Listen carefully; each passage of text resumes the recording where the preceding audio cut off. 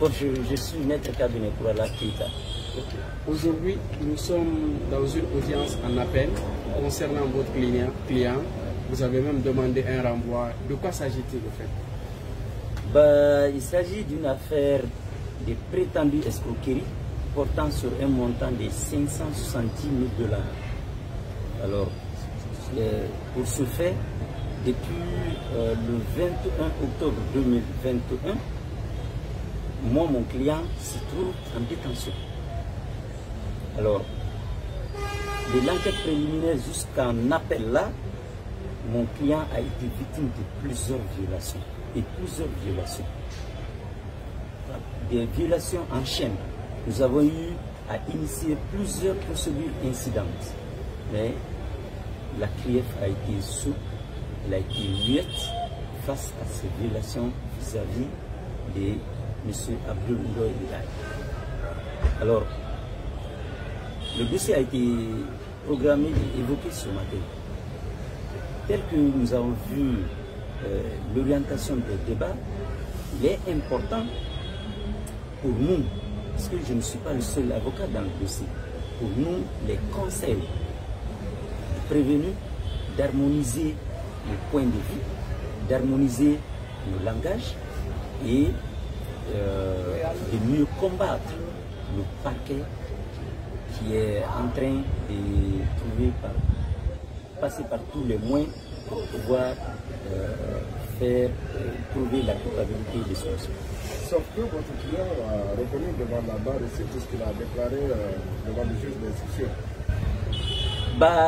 Il a déclaré effectivement qu'il reconnaît avoir dit toute cette déclaration. Mais ce que vous ne savez pas, c'est qu'il ne vous a pas dit dans quelles conditions ces déclarations ont été tenues. Voilà. Il a été posé des questions, dans quelles conditions il a répondu que j'étais libre, il était assisté. Absolument. Est-ce que vous vous souvenez qu'il avait beaucoup tâtonné sur la question d'assistance? Il avait beaucoup tâtonné sur cette question. Parce que le président est allé lui dire, répondez oui ou non. Alors, il avait voulu donner les conditions dans lesquelles ces aveux ont été obtenus. Vous savez que la question d'aveu doit être prise avec pincette. Un prévenu peut faire des aveux dans l'optique d'obstruer la procédure. Il peut faire des aveux dans l'optique de cacher les vrais coupables. Il peut faire des aveux dans l'optique d'espérer d'avoir la liberté tout de suite. Et quel est le cas ici pour votre client? C'est ce qui va démontrer à l'audience prochaine. Très bien. Est-ce que vous pouvez me rappeler le statut de votre client? Il est prévenu. Il n'est pas encore condamné? Non. Il n'est pas encore condamné. Mais on parle donc d'une condamnation de 4 ans. Ben oui, ça c'est en instance. En première instance? Oui, ça c'est en première instance. En fait, lorsqu'on fait appel, le régime juridique de l'appel est dévolutif. Autrement dit, dès qu'on fait appel, la décision contre laquelle on fait appel, cette décision n'est plus exécutoire. Voilà, il n'est plus exécutoire, à moins que le juge en dispose expressément. En première instance, c'est le tribunal... c'est la CRIEF ici. C'est la CRIEF ici. C'est la CRIEF ici. Mais nous sommes en jugement d'appel maintenant, là, devant la formation d'appel. Justement, comment vous réagissez à ces propos du procureur qui essaye de remettre en cause l'identité de votre client?